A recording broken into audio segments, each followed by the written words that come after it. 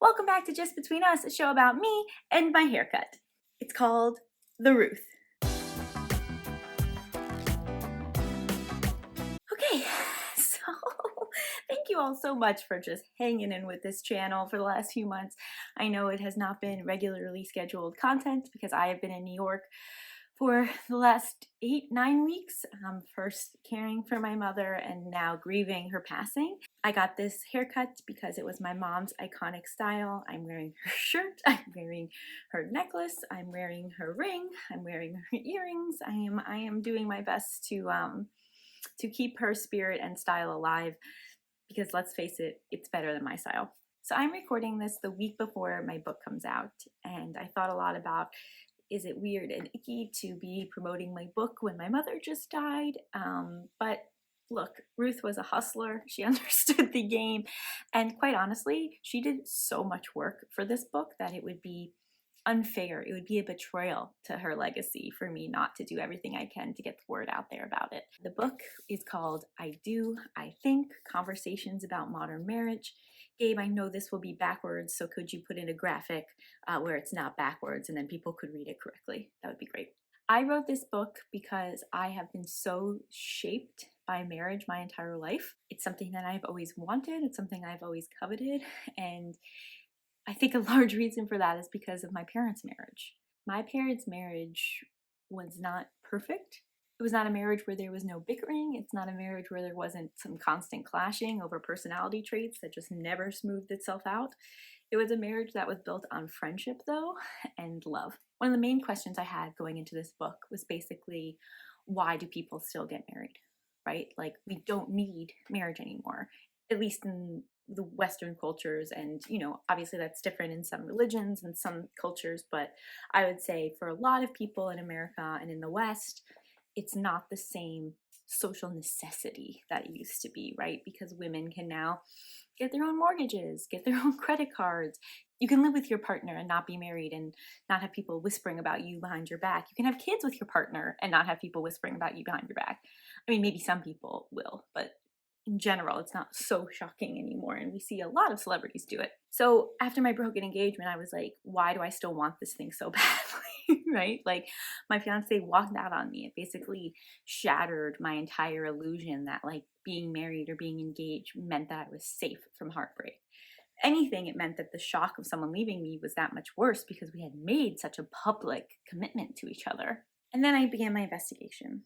And look, I'm not going to tell you everything I learned in the years that I wrote this book because honestly, I don't remember and it would be way too much. But I do want to share what I learned in relation to my parents' marriage because I saw my father care for my mother these last few weeks in a way that was truly beautiful.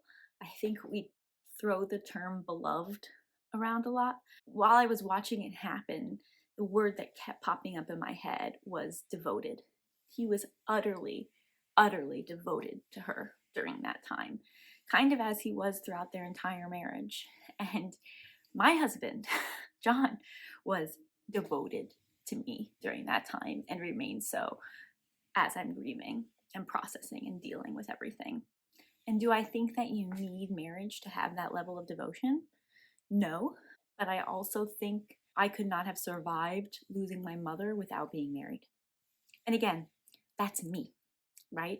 To me, marriage symbolizes something than partnership. That's not true of a lot of people.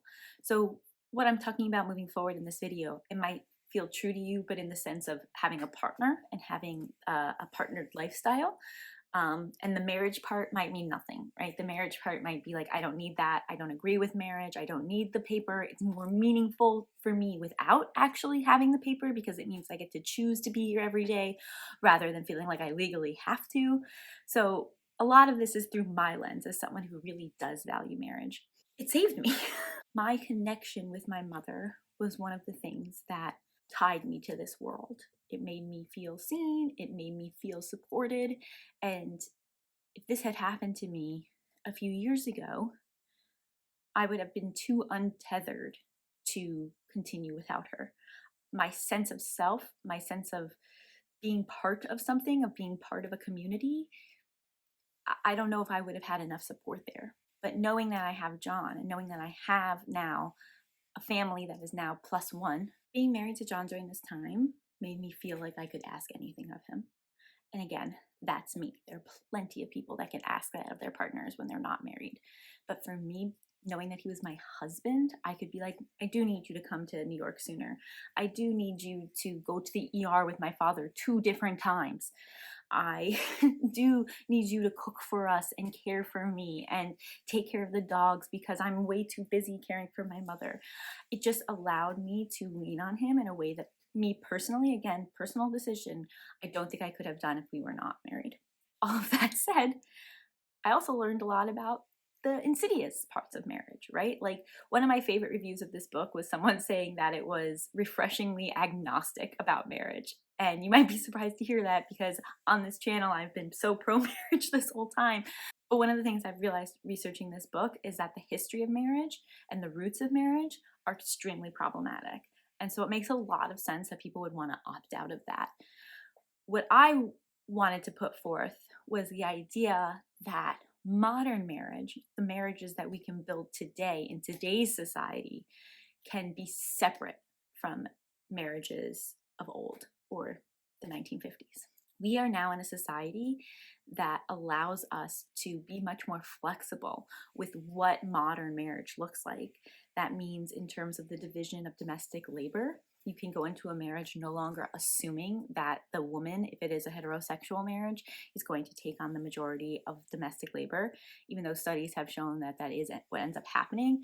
Even just being aware that marriage tends to have a gendering effect on people is a talking point.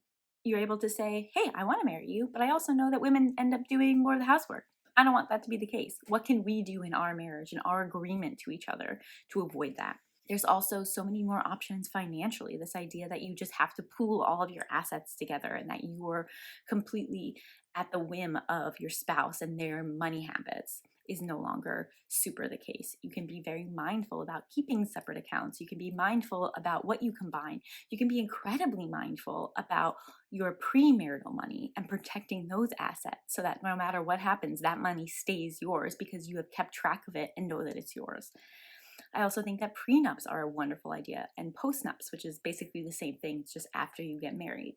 And I think that they're really important when one spouse stops working, because that is where marriage remains really dangerous, is if one spouse makes all the money and the other spouse has no protections about that, right? So that's where having a prenup is really important. That's where having a retirement account for the non-working spouse is really important.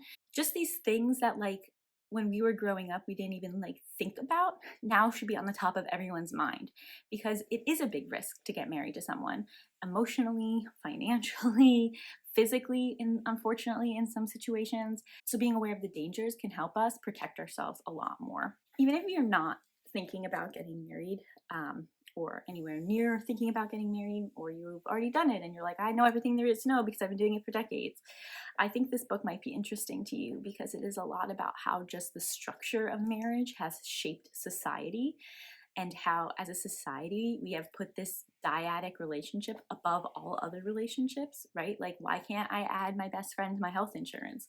Like, why can't I get, the ability to make medical decisions for my roommate because I'm the one that sees my roommate the most, we have really put so much societal emphasis on this one relationship and built so much of our structure of society around it, that just to explore the ways that it does and just to start that conversation, I hope would be appealing to people.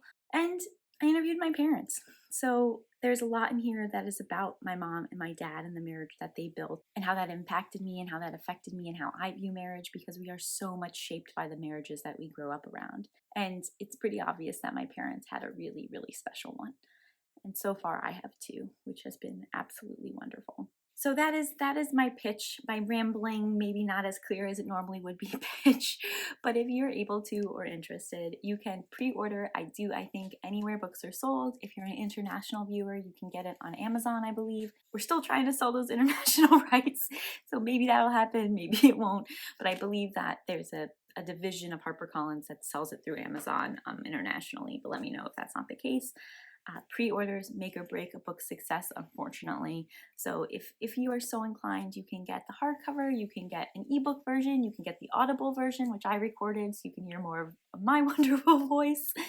But even if this is not the book for you, I do encourage you to start to pay attention to how you think about marriage and how you talk about marriage, because if we start to reshape our opinions of this and view it instead as an option for people that is a great fit for some and not a good fit for others, then suddenly it might not feel like this antiquated, oppressive choice, and instead a wonderful, life affirming option for people who want it.